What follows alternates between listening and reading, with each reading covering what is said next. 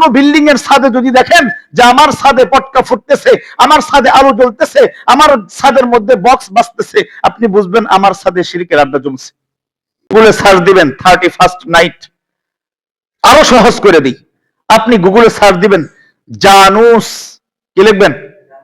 জানুস। ইংরেজিতে যদি লেখেন JANUS, জানুস, এ সম্পর্কে জানতে চাই। আপনাদের তো এখন চ্যাট জিপিটি আছে, আরো সহজ করে দিলাম, চ্যাট জিপিটি দিয়ে গিয়ে সার্চ দিবেন জানুস সম্পর্কে জানতে চাই। আর কিচ্ছু লাগবে না, ওই চ্যাপ্টার আপনাকে সব শিখিয়ে দিবে। এটা যে শিরিক, তখন আর হুজুরের বলা লাগবে না, আপনি ওটা পড়বেন আর বলবেন সর্বনাশ, গোটা জিন্দেগি তো শিরিক করলাম, আমার ছেলে তো মুশরিক বানায় ফেললাম, আমার সন্তানকে যে পটকা কিনে দিলাম, আমার সন্তানকে যে ওই দিন বিভিন্ন ঝাড়বাতির ব্যবস্থা করে দিলাম, আমি তো শিরকের আয়োজন করে দিলাম। আপনি নিজে বলবেন, আমাকে বলতে হবে না। আমি একটু শোনাই দিই, টাচ দিয়ে দিই। জানুস, এটা হইল খ্রিস্ট ধর্মের আগে, হযরত ঈসা আলাইহিস সালাতু ওয়াস সালামের আগে, যখন দীর্ঘদিন পর্যন্ত কোনো নবী আসে নাই, তখন সেই রোমান মুশরিক যারা ছিল, তারা বিভিন্ন দেবদেবীর পূজা করত, অসংখ্য দেবদেবীর পূজা করত। এই অসংখ্য দেবদেবীর পূজার মধ্যে অন্যতম একটা দেবীর নাম ছিল জানুস দেবতা। কি নাম? একটু বলেন আরেকটু জোরে। জানুস দেবতা। সেই জানুস দেবতার নামানুসারেই এখনকার আমাদের ডিসেম্বরের পরের মাস জানুয়ারি। বিশ্বাস না হইলে আমাকে বিশ্বাস করার কোনো দরকার নেই, যেহেতু জাগতিক ব্যাপার, জাগতিক ব্যাপার, এজন্য আপনি শুধু জানুয়ারি শব্দের ইতিহাস ছাড় দেন, পেয়ে যাবেন। জানুয়ারি আসলো থেকে? সেই জানুস দেবতা, রোমান মুশরিকরা ওই জানুস দেবতার পূজা করত। এই জানুস দেবতার কাজ কি? তাদের বিশ্বাস অনুসারে জানুস দেবতার কাজ কি? আগে শুনেন জানুস দেবতা কেমন, সার্চ দিলে এটাও পাবেন। তারপরে বলে দিই, জানুস দেবতার দুইটা মাথা, একটা সামনে একটা পিছনে, দুইটা মাথা। তো রোমান মুশরিকদের একটা আকীদা ছিল, বিশ্বাস ছিল, মুশরিকদের তাদের আকীদা ছিল এই যে জানুস দেবতার দুইটা মাথা, যখন এই ডিসেম্বরের শেষ রাত্রি, শেষ সময় 12টার আগ মুহূর্তে, যখন গত বছর ফুরায় গেল, নতুন বছর সামনে, তখন এই রোমান মুশরিকরা এই জানুস দেবতার পিছনের মুখের সামনে যাইতো। কোন মুখের সামনে? তাদের বিশ্বাস ছিল এই পিছনের মুখের বরকতে, পিছনের মুখের কল্যাণে তাদের গত বছরটা ভালো গেছে। বলেন না নাউজুবিল্লাহ, বলেন না নাউজুবিল্লাহ। বলবেন হুজুর আমরা তো এর থেকে অনেক মুক্ত, সাফ, আলহামদুলিল্লাহ, অনেক সাফ। আমরা তো সব ভাগ্য, সব কল্যাণের মালিক মনে করি কাকে? সামনে নির্বাচন আসতেছে, সামনে নির্বাচন আসতেছে, দেখবেন অনেকেই মাথার মধ্যে পট্টি লাগাবে, মাথার মধ্যে টুপি লাগাবে, মাথার মধ্যে পাগড়ি লাগাবে, লাগায়া দৌড়ায় যাবে শাহজালালের মাজারে, দৌড়ায় যাবে শাহপরানের মাজারে, অমুক খাজা বাবার দরবারে, অমুক বাবার দরবারে, ল্যাংটা বাবার দরবারে গিয়া বলবেন বাবা ক্ষমতাটা দেন। আপনারা মনে হয় জানেন না এগুলো বলে, বলে কিনা? ক্ষমতাটা দেন। আমি জিজ্ঞাসা করতে চাই, ক্ষমতা দেওয়ার মালিক কে? ক্ষমতা ছিনে নেওয়ার মালিকও, ইজ্জত দেওয়ার মালিক, ইজ্জত হরণ করার মালিক, সবকিছুই আল্লাহ, সবকিছুই আল্লাহ। এমনকি আরে কিসের খাজা বাবা, কিসের ল্যাংটা বাবা, কিসের পাগলা বাবা, কিসের শাহজালাল ইয়ামানি, কিসের শাহপরান ইয়ামানি, তারা তো অনেক দূরে। স্বয়ং আমার নবী আলাইহিস সালাম, আমার নবী, আমার প্রাণের নবী, আমার হৃদয়ের নবী, সেই দরদের নবীও তো কাউকে কল্যাণের ব্যবস্থা করতে পারে না। কথাটা কি কঠিন হয়ে গেল? বলবেন হুজুর কঠিন কথা বলে ফেললেন, আমার নবীর ব্যাপারে তো কঠিন কথা, এটা তো আমি বলি নাই, আল্লাহ বলছেন। বলছেন কে? আল্লাহ বলছেন পবিত্র কোরআনে কারীমের সূরাতুল আরাফের 188 নম্বর আয়াত। আল্লাহ রাব্বুল আলামিন সূরাতুল আরাফের 188 নম্বর আয়াতে কারিমায় বলেন, কুল লা আমলিকু লিনাফসি নাফআ ওয়ালা দাররা। আল্লাহর হাবিবকে আল্লাহ তাআলা সম্বোধন করে বলতেছেন, ও আমার হাবিব, আপনার উম্মতের মধ্যে আপনি এই কথা ঘোষণা দিয়ে দেন, আপনি বলেন কুল লা আমলিকু লিনাফসি নাফআ ওয়ালা দাররা। ও আমার উম্মত, তোমরা তোমাদের দুনিয়ার ব্যাপারে আমি কিসের কল্যাণ দিব? আমি তো আমার নিজের ব্যাপারে উপকারও করতে পারি না, ক্ষতিও করতে পারি না। এটা কে বলছেন? আল্লাহ বলছেন। কোথায় বলছেন? কোরআনে কারীমের সূরাতুল আরাফ 188 নম্বর আয়াত, 9 নম্বর পারা, 14 নম্বর পৃষ্ঠার প্রথম আয়াত। কুল্লা আমলিকু লিনাফসি নাফআ ওয়ালা দাররা, আমি আমার নাফাও করতে পারি না, দররা ক্ষতিও করতে পারি না, ইল্লা মা শা আল্লাহ, আল্লাহ যাকে চান তাকে নাফা করেন, তাকে উপকার করেন, তাকে কল্যাণ দেন, আল্লাহ যাকে চান তার ক্ষতির ব্যবস্থা করেন। বলেন কথা ঠিক না ঠিক? তাহলে খাজা বাবা করতে পারবে? জানুস দেবতা তো করতে পারবে। দেখবেন আমাদের মধ্যে যখন বাংলা নববর্ষ আসে, দেখবেন কিছু মানুষের আকীদা আছে, বিশ্বাস আছে, এই দিনে কেউ যদি সকালবেলা পান্তা ইলিশ খায়, ভালো ভালো ভালো খাবার খায়, সারা বছরটা ভালো যাবে। আসলে ونشهد أن سيدنا وسندنا وحبيبنا وحبيب ربنا وطبيبنا وطبيب قلوبنا ومرشدنا ومحبوبنا ومولانا محمدا عبده ورسوله الذي أرسله الله تعالى بالحق بشيرا ونذيرا وداعيا إلى الله بإذنه وسراجا وقمرا منيرا. أما بعد فأعوذ بالله من الشيطان الرجيم. بسم الله الرحمن الرحيم. لقد كان لكم في رسول الله أسوة حسنة. وقال تعالى وما آتاكم الرسول فخذوه وما نهاكم عنه فانتهوا واتقوا الله إن الله شديد العقاب. قال النبي صلى الله عليه وسلم اتقوا هذا الشرك فإنه أخفى من دبيب النمل أو كما قال النبي عليه الصلاة والسلام. صدق الله العظيم وصدق رسوله النبي الأمي الكريم ونحن على ذلك لمن الشاهدين والشاكرين والذاكرين والحمد لله رب العالمين. سبحانك لا علم لنا إلا ما علمتنا إنك أنت العليم الحكيم وسبحانك لا فهم لنا إلا ما فهمتنا إنك أنت العزيز الكريم. الحمد لله. আল্লাহ পাক রব্বুল আলামিনের অশেষ মেহেরবানি, আল্লাহ পাক পরওয়ারদিগারে আলম বড় মেহেরবানি করে, ইহসান করে, দয়া করে, মায়া করে পবিত্র রজব মাসের প্রথম জুমায় আল্লাহ তাআলা আমাদেরকে জুমার মসজিদে একত্রিত করেছেন। দ্বীনি মুযাকারা, দ্বীনি ঈমানকে শক্তিশালী করণার্থে কোরআন ও হাদিস থেকে কিছু কথা বলা এবং শোনার তৌফিক দান করেছেন। এজন্য রব্বে কারীমের দরবারে শুকরিয়া জানাই, সকলেই পড়ি আলহামদুলিল্লাহ।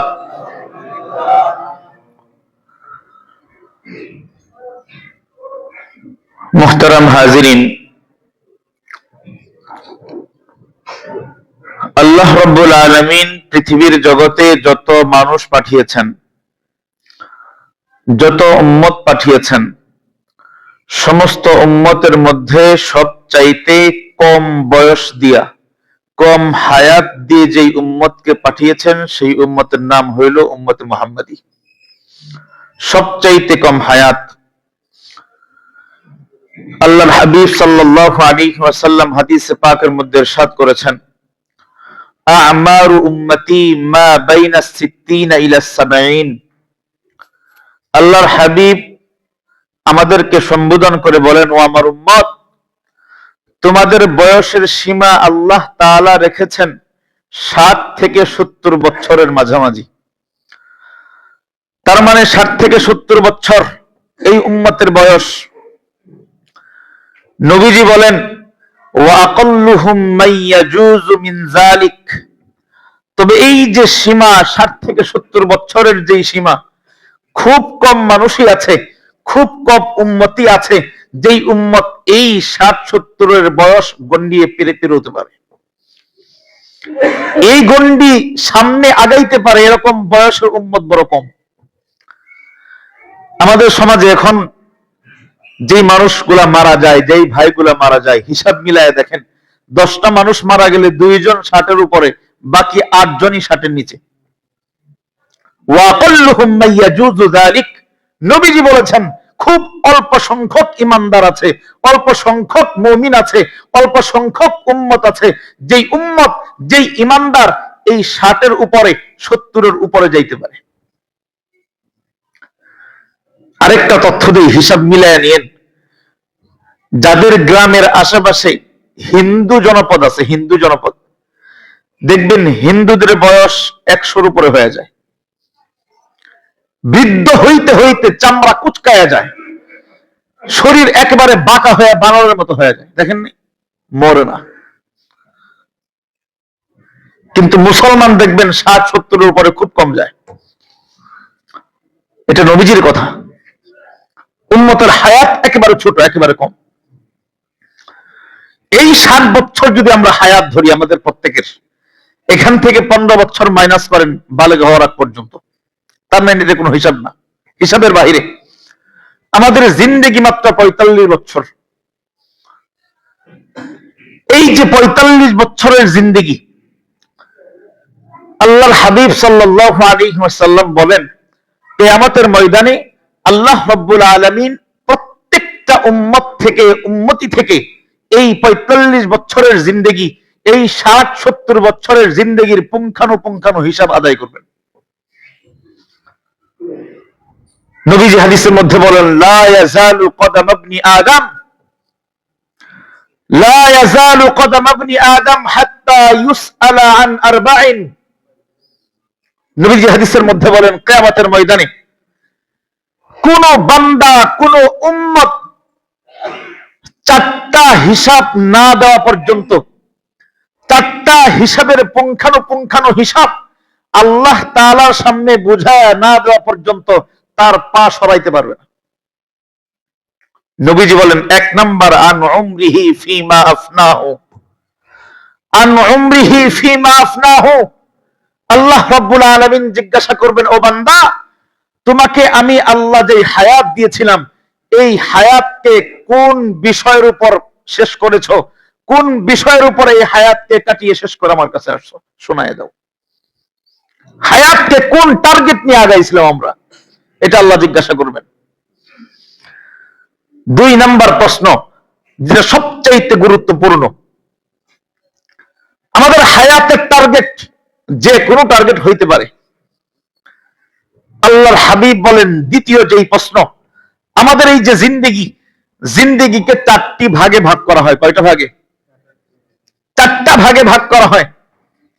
আরেকটু ভাঙলে 5টা ভাগে ভাগ করা হয়। একটা হইল শিশুকাল, যখন মানুষ মায়ের বুকে থাকে, মায়ের কোলে থাকে। আরেকটা হইল কৈশোর, যেটা মায়ের কোলে থাকে না, মায়ের বুকে থাকে না, কিন্তু বাবা মার আদলেই সে বড় হয়, কৈশোর বয়স। 3 নাম্বার, এটা হলো যৌবন। যৌবনের বয়স হইল 14-15 বছর থেকে নিয়ে পর্যন্ত একেবারে বৃদ্ধকালের আগ পর্যন্ত, 50-55 বছর হওয়ার আগ পর্যন্ত। এবং চতুর্থ যেই শেষ অংশ মানুষের জিন্দেগির, এর নাম হইল বৃদ্ধকাল, বৃদ্ধ বয়স। একটু হিসাব মিলান, আল্লাহ রাব্বুল আলামিন শিশুকাল কিভাবে কাটিয়েছি আল্লাহ তাআলা প্রশ্ন করবেন না। কৈশোর বয়স, শৈশব বয়স কিভাবে কাটিয়েছি আল্লাহ জিজ্ঞাসা করবেন না। বৃদ্ধকাল কিভাবে কাটিয়েছি সেই প্রশ্ন আল্লাহ করবেন না। আল্লাহর হাবিব বলেন আল্লাহ জিজ্ঞাসা করবেন আন শাবাবিহি ফিমা আবলাহু, ও আমার বান্দা, তোমাকে আমি আল্লাহ যেই যৌবন দিয়েছিলাম, যেই যৌবন কাল দিয়েছিলাম, ওই যৌবন কালটা কিভাবে ব্যয় করেছো, কিভাবে খরচ করেছো, ওই যৌবন কালের হিসাবটা আমি আল্লাহকে বুঝাই দাও। যৌবনের হিসাব আল্লাহ চাবেন। বৃদ্ধকালের হিসাবের ব্যাপারে নবীজি বলেন নাই, শিশুকালের হিসাবের ব্যাপারে নবীজি বলেন নাই, শৈশবের ব্যাপারে বলেন নাই, কৈশোরের ব্যাপারেও বলেন নাই, বলছেন যৌবনের ব্যাপারে। তার মানে যৌবন কালটা বড় হিসাবের কাল, বড় হিসাবের কাল। এই কালকে, এই কালের প্রত্যেকটা ক্ষণের ক্ষণের হিসাব আল্লাহ তাআলাকে বুঝাই দিতে হবে।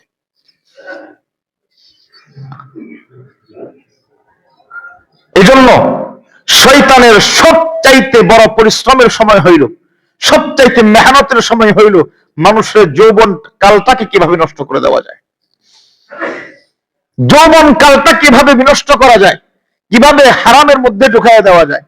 দেখবেন শিশুকালে অনেক বাচ্চা শিশু বয়স, কৈশোর বয়স, আপনি গিয়া বলেন এই বাচ্চা আসো নামাজে যাই, দৌড়ায় নামাজে চলে আসবে।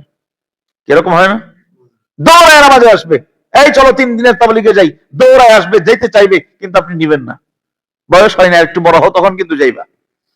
বৃদ্ধকাল, যখন আর কোনো কাজ নাই, রুকুটা ঠিক মতো করতে পারে না, সেজদাটা ঠিক মতো করতে পারে না, নামাজে দাঁড়ায় থাকতে পারে না, কষ্ট হয়, কিচ্ছুই যখন করতে পারে না, সূরা কেরাত মুখ থেকে জবান থেকে স্পষ্ট বের হয় না, তখন বলেন চলেন তাবলীগে যাই, দৌড়ায় যাবে। যখন যৌবনকাল বলেন সুযোগ নেই। কথা বলেন ঠিক না? ঠিক। তখন সুযোগ নাই, অথচ সে বেকার, কিন্তু সুযোগ নেই। এটা কে করছে বলেন? শয়তান তারা আটকায় ফেলছে, শয়তানের ফাঁদে তাকে আটকায় ফেলছে। কারণ যৌবন কালটাকে শয়তান সবচাইতে মুখ্যম সময়, সবচাইতে বড় টার্গেটে ফেলে। এই সময়কে যদি বিনষ্ট করা যায়, তার শৈশবের হিসাব আল্লাহ চাবেন না, কৈশোরের হিসাব আল্লাহ চাবেন না, বৃদ্ধের হিসাব আল্লাহ চাবেন না, বরং এই যৌবনের হিসাবটা আল্লাহ চাবেন। যদি যৌবনের হিসাবটা যদি গোলমাল পাকিয়ে দেওয়া যায়, তাহলে এর গোটা জিন্দেগি আমি শয়তান বিফল করে দিতে পারলাম। এজন্য বড় হিসাবের ব্যাপার হইল যৌবনের হিসাব, বড় যৌবনের হিসাব। এখন আমরা যৌবনের কালটা কাটাবো কিভাবে, কাটাবো কিভাবে? আসলে তো এই আলোচনা করতে গেলে বিস্তর আলোচনা। আল্লাহ রাব্বুল আলামিন আমাদেরকে সংক্ষিপ্ত একটা রূপ দিয়েছেন। একবারে এক কথায় যৌবন কাল কাটবে কিভাবে, আমার গোটা জিন্দেগি কাটবে কিভাবে, আল্লাহ রাব্বুল আলামিন এক কথায় আমাদেরকে শিখিয়েছেন।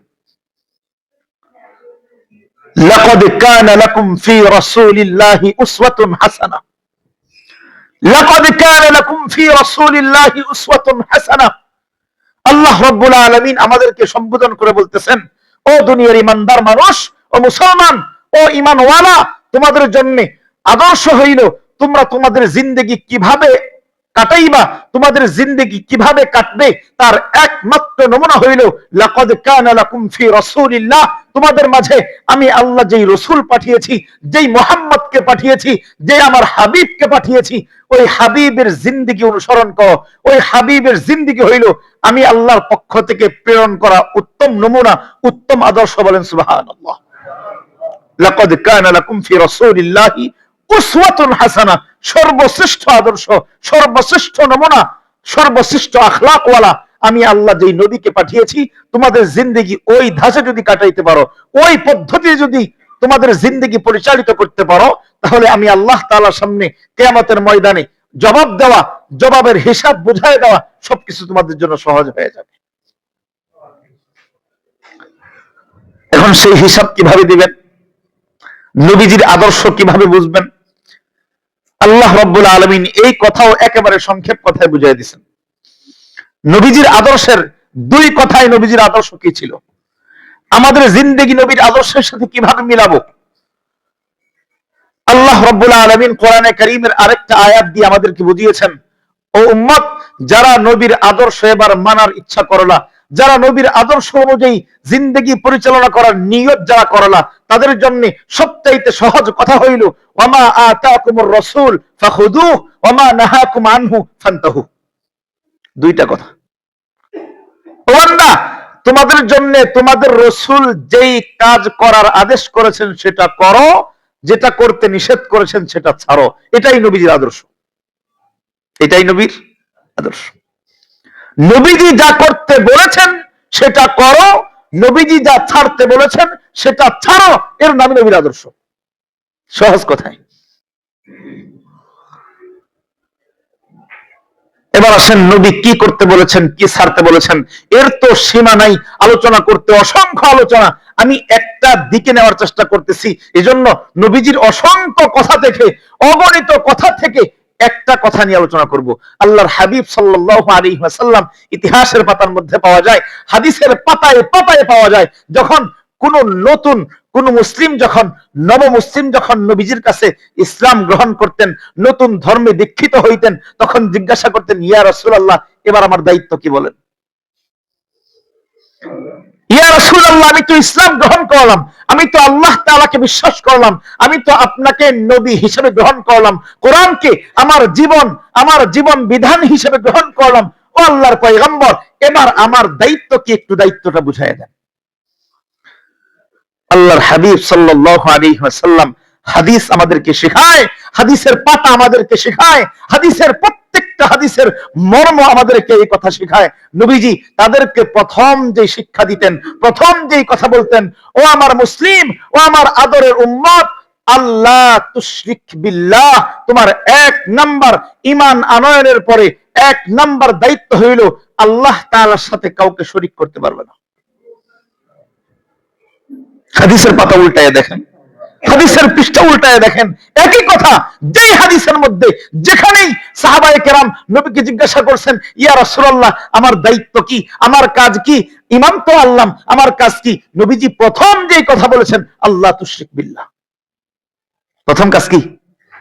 আল্লাহ তুশরিক বিল্লাহ, আল্লাহর সাথে কাউকে শরীক করতে পারবা না। এটা হলো সবচাইতে প্রথম কথা, সবচাইতে প্রথম কথা। কারণ কারণ আল্লাহর হাবিব কোরআনে কারীমের আয়াত শোনায় দিবেন, ও উম্মত, ইন্নাল্লাহা লা ইয়াগফিরু আইয়ুশরাকা বিহি ওয়া ইয়াগফিরু মা দুনা যালিক। আল্লাহর হাবিব আমাদেরকে শোনায় দিবেন, ও উম্মত, আল্লাহ চাইলে, তুমি নামাজ পড়ো নাই, আল্লাহ চাইলে ক্ষমা করতে পারেন, পারেন কিনা? আল্লাহ চাইলে ক্ষমা করে দিবেন। তুমি রমজান মাস আসছে, রোজা রাখো নাই, আল্লাহ চাইলে তোমাকে ক্ষমা করতে পারেন। তোমার উপর যাকাত ওয়াজিব ছিল, তুমি আদায় করো নাই, আল্লাহ চাইলে ক্ষমা করতে পারেন। তোমার উপর হজ ফরজ ছিল, বাইতুল্লাহ সফর করা ফরজ ছিল, কিন্তু করো নাই, আল্লাহ চাইলে ক্ষমা করতে পারেন। আল্লাহর কোন হক নষ্ট করেছো, যে কোনো হক, আল্লাহর হক বিনষ্ট করেছো, আল্লাহ চাইলে ক্ষমা করতে পারেন। কিন্তু একমাত্র হক, একমাত্র গুনাহ, একমাত্র পাপাচার, যেই পাপ আল্লাহ কখনো ক্ষমা করবেনই না, ইন্নাল্লাহা লা ইয়াগফিরু আইয়ুশরাকা বিহি, আল্লাহ কখনো এই শিরকের গুনাহ কোন বান্দাকে ক্ষমা করবেন না। ওয়া ইয়াগফিরু মা দুনা যালিক, কোরআনে কারীমের আয়াত বলতেছি, ওয়া ইয়াগফিরু মা দুনা যালিক, আল্লাহ নিজে বলেছেন, এর বাহিরে, এই শিরকের বাহিরে সব পাপ আল্লাহ মাফ করতে পারেন, সব পাপ আল্লাহ মাফ করতে পারেন। লা ইয়াগফিরু আইয়ুশরাকা বিহি, কিন্তু আল্লাহ কখনো আল্লাহর সাথে শিরককারীকে, আল্লাহর সাথে শরীক স্থাপনকারীকে আল্লাহ কখনো মাফ করবেন না। বলবেন, হুজুর, এই ওয়াজ আমাদের সাথে কেন?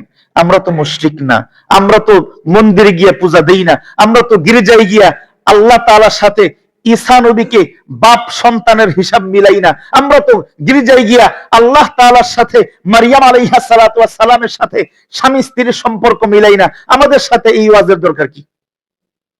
আমার কথা বুঝছেন? আমার কথা বুঝতেছেন? আমাদের সাথে এই ওয়াজ কেন? আমরা তো মুশরিক না, আমরা তো শিরক করি না। আরেকটা হাদিস শোনাই, আল্লাহর হাবিব সাল্লাল্লাহু আলাইহি ওয়াসাল্লাম হাদিসে পাকের মধ্যে ইরশাদ করেন,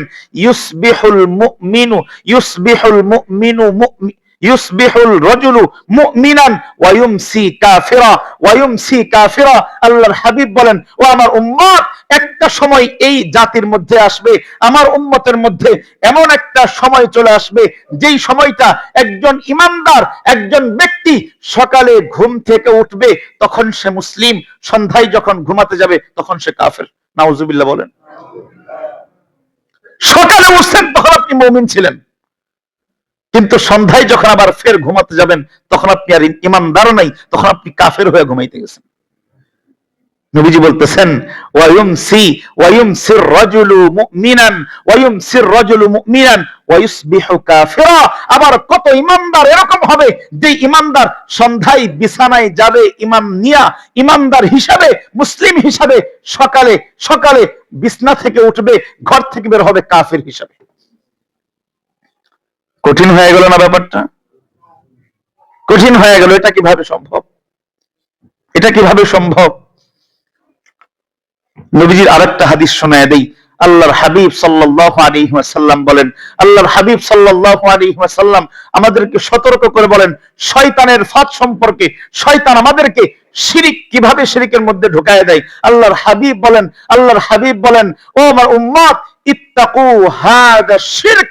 উম্মত, এই শিরিক থেকে বাঁচো, শিরিক থেকে সতর্ক হও, শিরিক থেকে সাবধান হও। ফাইন্নাহু আখফা মিন দাবিবিন নামল।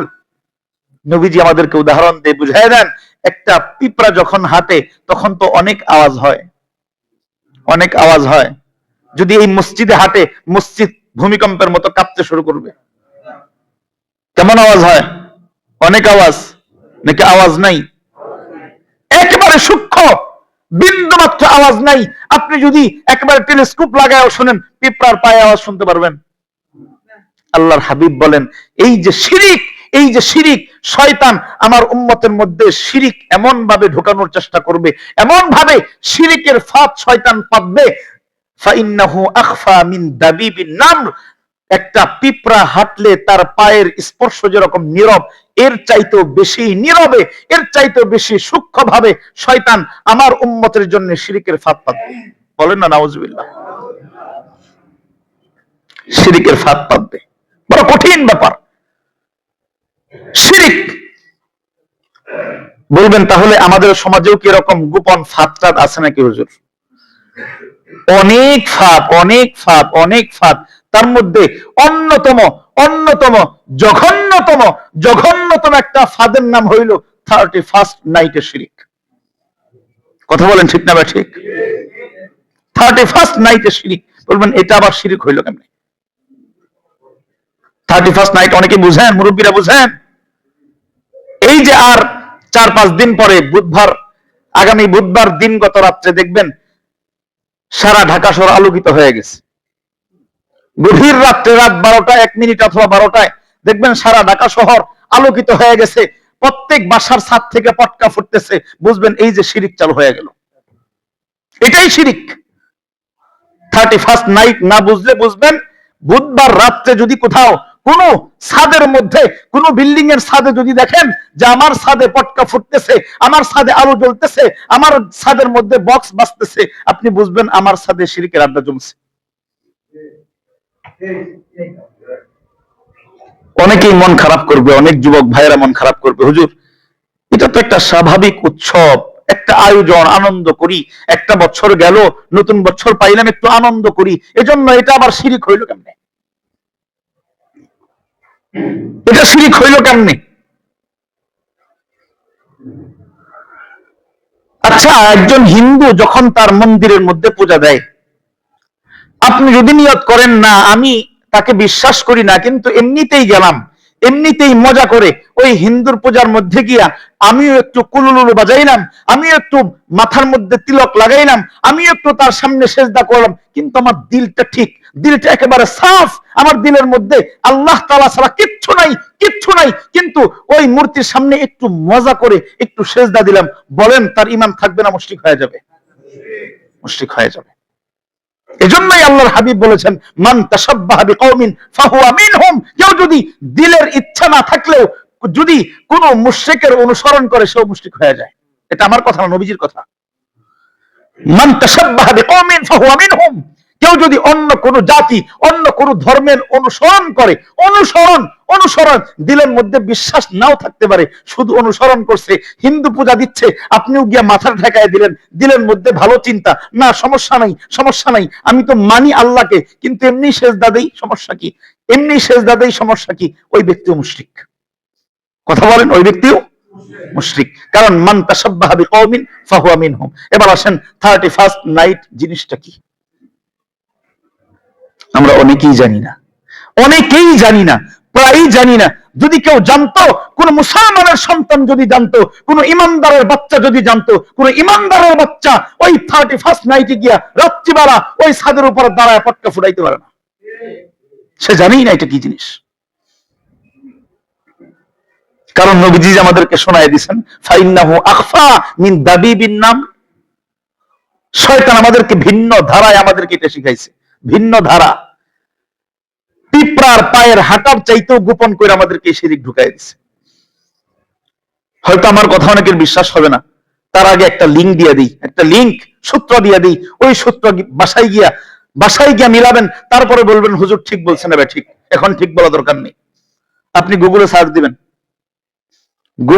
দিবেন, 31st নাইট। আরো সহজ করে দিই, আপনি গুগলে সার্চ দিবেন জানুস। কি লিখবেন? জানুস। ইংরেজিতে যদি লেখেন JANUS, জানুস। এ সম্পর্কে জানতে চাই। আপনাদের তো এখন চ্যাট জিপিটি আছে, আরো সহজ করে দিলাম। চ্যাট জিপিটি দিয়ে গিয়ে সার্চ দিবেন জানুস সম্পর্কে জানতে চাই। আর কিচ্ছু লাগবে না, ওই চ্যাপ্টার আপনাকে সব শিখাই দিবে। এটা যে শিরিক, তখন আর হুজুরের বলা লাগবে না। আপনি এটা পড়বেন আর বলবেন সর্বনাশ, গোটা জিন্দেগি তো শিরিক করলাম, আমার ছেলে তো মুশরিক বানায় ফেললাম, আমার সন্তানকে যে পটকা কিনে দিলাম, আমার সন্তানকে যে ওই দিন বিভিন্ন ঝাড়বাতির ব্যবস্থা করে দিলাম, আমি তো শিরকের আয়োজন করে দিলাম।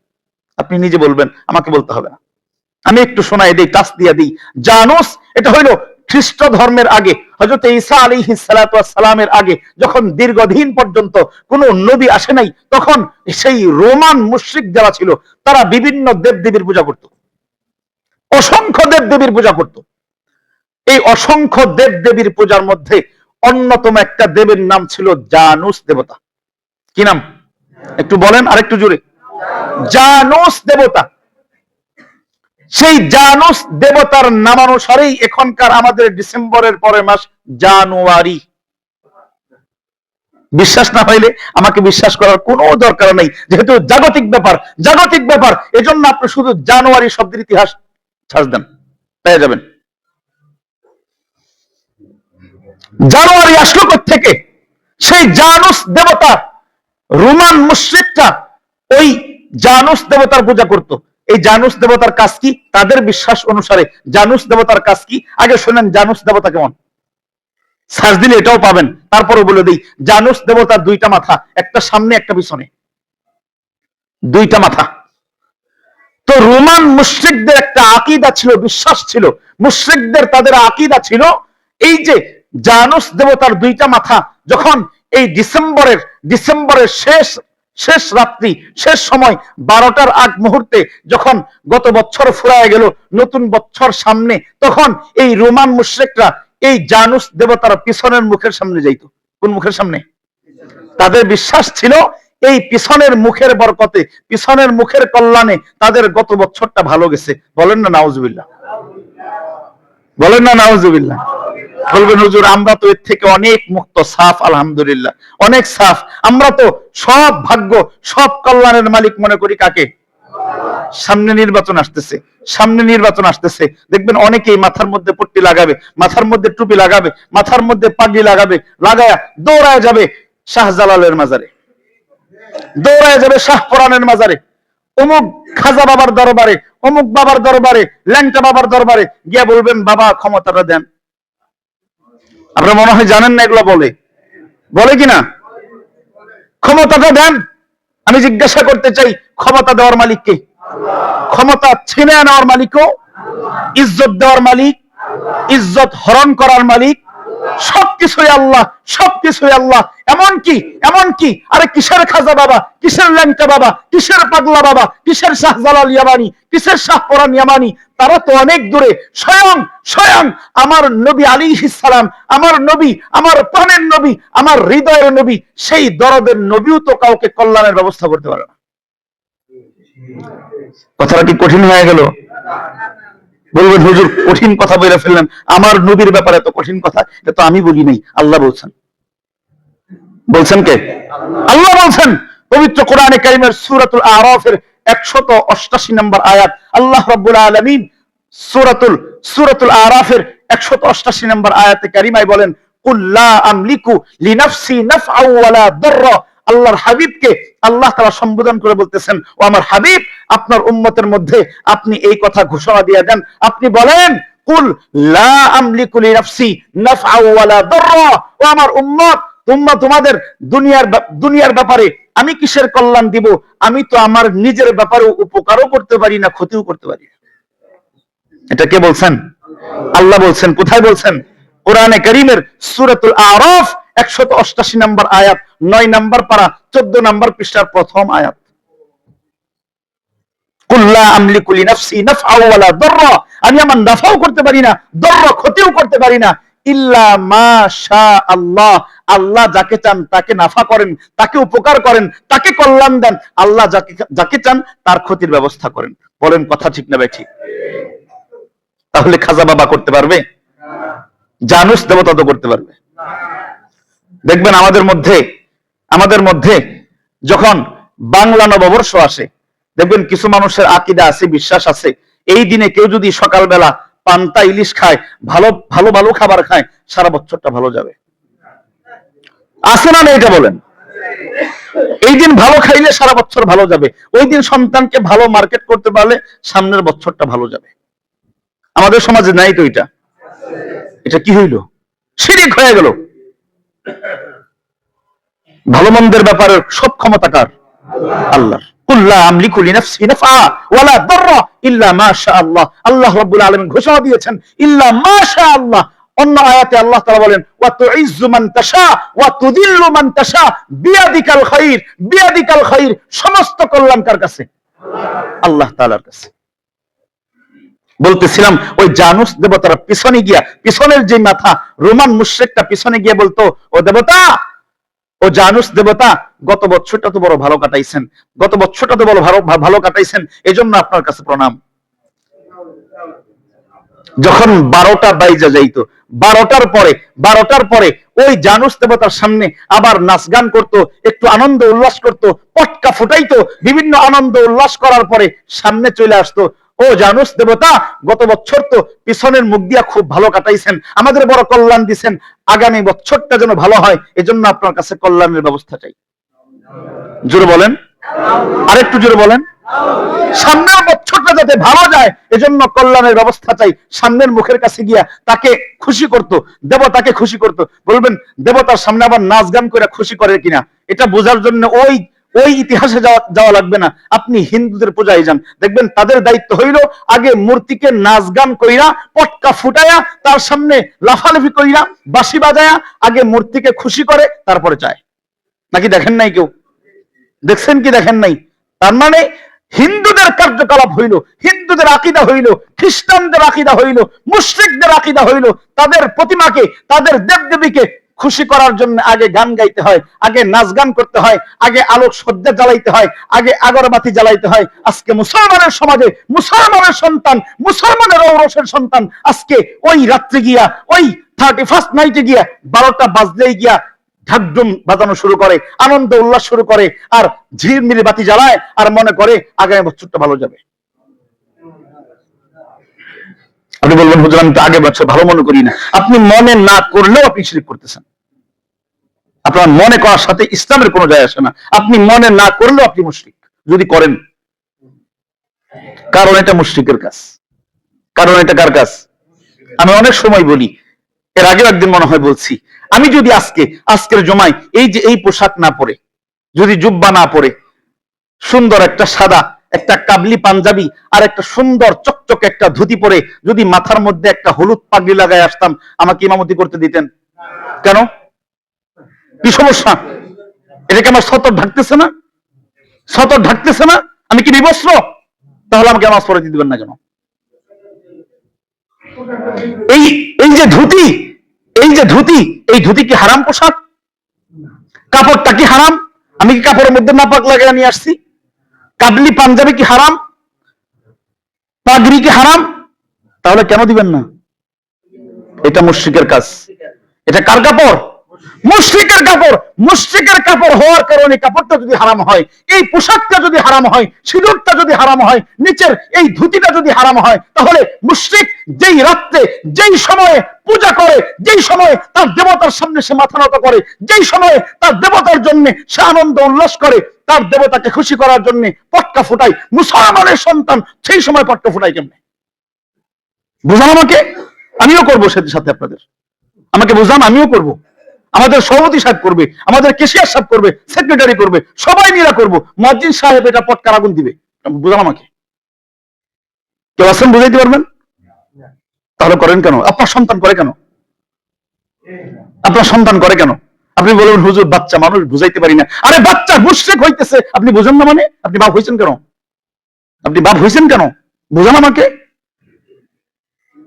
আপনি নপুংসক হইতেন, আপনি বাপ হইছেন কেন? যেই সন্তানকে আপনি শিরক থেকে বাঁচাইতে পারেন না, যেই সন্তানকে আপনি আল্লাহ তাআলার সাথে মুশরিক হওয়ার ব্যাপারে বাঁচাইতে পারেন না, ওই সন্তানের বাবা আপনি কেন হইছেন? বুঝান।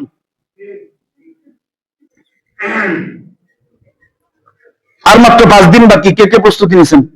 এই যুবক ভাইয়েরা, আপনি প্রস্তুতি নিছেন? আপনি প্রস্তুতি নিছেন? আর কে প্রস্তুতি নিছেন? কোন বাবা পকেটে টাকা সাজায় রাখছেন যে বুধবারে তো টাকা দেওয়া লাগবে? কেউ আছেন?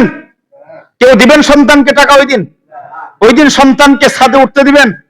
আমি বাসার মালিকদের বলবো ওই দিন ছাদ তালা লাগানো থাকবে। পারবো না ইনশাআল্লাহ? বাসার মালিক যারা আছেন ছাদ তালা লাগাই দিবেন। কে কে আছেন ইনশাআল্লাহ? পারবেন তো ইনশাআল্লাহ? কি ভুলে যাবেন নাকি চিন্তা করবেন যদি ছাদ তালা লাগাই দেয় যুবকরা এরকম আন্দোলন করবে? আন্দোলনকে ভয় পান? তালা লাগাইতে পারবেন না ইনশাআল্লাহ? কোন কোন বাবা আছেন, কোন কোন বাবা আছেন সন্তানকে ওই দিন 31st নাইটে কোন ধরনের উদযাপন করতে দিবেন না? পারবো ইনশাআল্লাহ? আল্লাহ সকলকে কবুল করেন, আমাদের সকলকে হেফাজত করেন, আমাদের সমাজকে হেফাজত করেন। আমি আশা করব আমি আমার ওই দিন বিল্ডিং এর পর্যন্ত ছাদে উঠবো, আমার বিল্ডিং এর ছাদে উঠবো, আমি দেখবো কোন বিল্ডিং এর ছাদ থেকে ওই দিন পটকা ফুটে, ওই বিল্ডিং ওয়ালাকে আগামী জুমায় ধরবো ইনশাআল্লাহ। সত্যি কথা বললাম, আমার যদি মনে থাকে আপনি একটু মনে করাই দিন, কোন বিল্ডিং এর ছাদে ওই দিন পটকা ফুটে, কোন বিল্ডিং থেকে বক্স বাজে, ওই বিল্ডিং ওয়ালাকে আগামী জুমা এখানে দাঁড়ায়া এই জবাবদিহিতা করতে হবে। এই সমাজে থেকে, মুসলিমদের সমাজে থেকে তার বিল্ডিং এ এরকম শিরকের আয়োজন কেন করা হইল, উনি জবাব দিবেন, না হয় আমি এখান থেকে সরে যাব। পারবো না ইনশাআল্লাহ? আল্লাহ সকলকে কবুল করেন, আমাদের সকলকে হেফাজত করেন, আমাদের যুবকদেরকে হেফাজত করেন, আমাদের সন্তানদেরকে হেফাজত করেন, সকলে আল্লাহুম্মা আমিন। যদিও কথা কঠিন বললাম, কঠিনের ব্যাপার, আরো কঠিনের ব্যাপার। আমার নবী থাকলে মনে হয় তরবারি নিয়ে কথা বলতো। আমার নবী এখানে থাকতে যদি নবী জানতেন যে আমার উম্মত এই 31st নাইটে রোমান মুশরিকদের কার্যকলাপে লিপ্ত হয়, আমার উম্মতের সন্তান এই রাত্রে এই রোমান মুশরিকদের কার্যকলাপে লিপ্ত হয়, আমার নবী থাকলে তরবারি হাতে নিয়ে কথা বলতেন, আর উমর থাকলে ফালায় দিতেন, পরে কথা বলতেন। সতর্ক থাকতে পারবো তো ইনশাআল্লাহ? আল্লাহ আমাদেরকে হেফাজত করেন।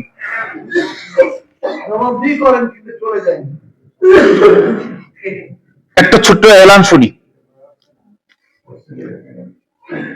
আপনারা সকলেই জানেন এবছর আমাদের দেশের অবস্থা অনেকটা নাজুক, অনেক নাজুক অবস্থা। এজন্য অনেক কিছু আমাদেরকে মুখে না বললেও ভিতরে ভিতরে করা লাগে। এক সময় আমাদের দেশে করোনা আসছিল, করোনা আমাদেরকে সরকার অনেক কিছু বলছে, নামাজ পড়া যাবে না, মসজিদে যাওয়া যাবে না, তাই বলে কি মসজিদ বন্ধ ছিল, মাদ্রাসা বন্ধ ছিল? চলছে কিনা? আমরা আমাদের মতো চালাইছি, এরকম হয়েছে না? কারণ দিন ইসলাম দুনিয়াতে যা কিছু ঘটুক, যদি কিয়ামত হয় আমাদের সামনে, কিয়ামত চলতে থাকবে, যদি মসজিদে আজান হয় মসজিদে আসবো ইনশাআল্লাহ। এটাই তো ইমানদারের দায়িত্ব। এবছর যেহেতু দেশের অবস্থা নাজুক, এজন্য সরকার থেকে, গভর্নমেন্ট থেকে হিসাব আসছে যে আমাদের এই বছরের বাৎসরিক যে আমাদের যেই বরকতি, আমাদের দেশের অন্যতম একটা বরকতি মজমা যেই ইজতেমা হয়, এটা সম্ভবত ঘোষণা দিয়ে নাও হইতে পারে,